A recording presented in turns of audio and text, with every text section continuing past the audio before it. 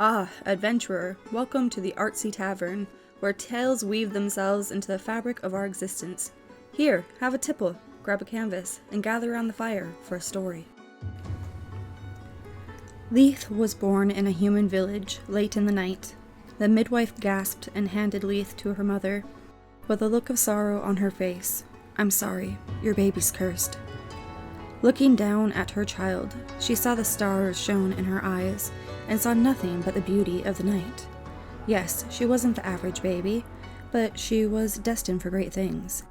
Knowing they'd come for her baby in the morning, Liath's parents fled into the night with her. They lived a nomadic lifestyle, taking odd jobs in villages, but as soon as villagers caught on to Liath's lineage, they were chased out of town. They began spending most of their time in the wilds, forming a bond with nature, until one day they ran into a wandering druid.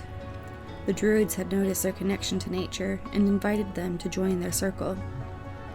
From that moment on, Liath was more or less accepted. None of the druids particularly disliked her, but many didn't understand her. She was a curious child, always looking for the answers to little mysteries. As the years went on, Liath was comfortable with her druidic home, often taking care of the responsibilities relating to death, knowing it was an integral part of the circle of life, though many of the druids found her a bit morbid.